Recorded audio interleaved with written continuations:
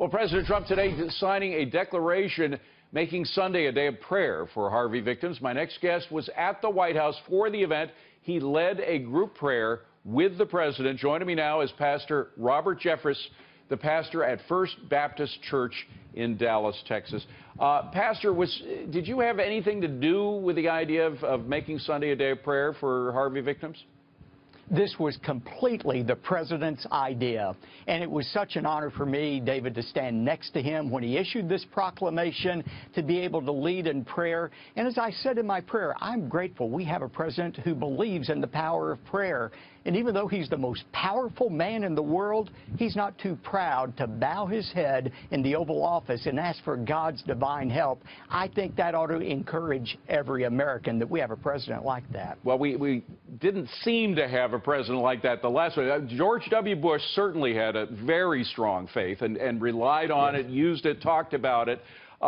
President Trump, though, a lot of people wonder what brought him to this feeling of faith, to the belief in prayer. Do you know the answer to that? Well, I've known the president for 2 years, and I think people would be surprised just because of the liberal media about the president's emphasis on prayer. I've been in so many situations, David, with him when he's the one who took the initiative and would say, "Pastor, would you pray for me?" I remember one time leading a meeting for him, and he interrupted me. He said, "Pastor, I think we ought to start with prayer." He had to remind me to pray. So the president is a man of deep faith. Right. Even though it's very personal to him, it's very real to him. But at the same time, he has changed his views on certain matters that involve faith, like, for example, the understanding of abortion and when life begins. And there was a change in his mindset. I'm wondering what brought that about and whether belief in prayer was a part of it. Well, he will say about his change on the sanctity of life, it had to do with an experience with a friend of his. He evolved on that position just like Ronald Reagan evolved on that position. You know, when he was governor of California, Reagan signed the most liberal abortion bill in California history, but he changed, and I respect President Trump for changing, and he is very much supportive of the sanctity of life. Now, you are a Texan. And a proud Texan, and I know you're right there with all the Texans who are going through the trials and tribulations right now. Yes.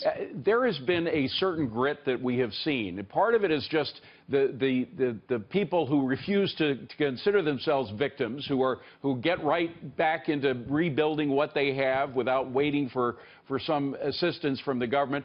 To the volunteers that have come from all walks of life, again, not waiting for FEMA, not waiting for the Red Cross, that's right, going in themselves to do it. Describe that grit, and I'm sure it must be a source of pride for you.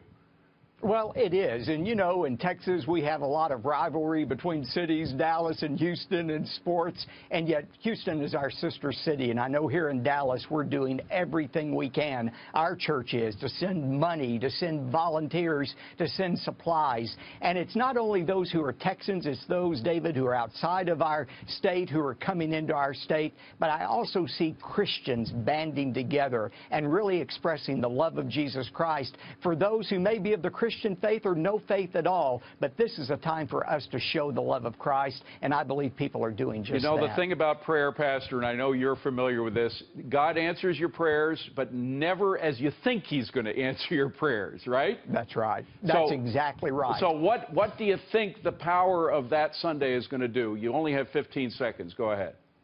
Well, I believe prayer moves the hand of God. I don't understand how it works, but God tells us to pray at all times. If we will do that this Sunday, I think we're going to see more and more miracles. Thank God for that. Pastor Jeffress, great to see you. Wonderful to see you today, and thank you so much for joining us tonight. I appreciate it.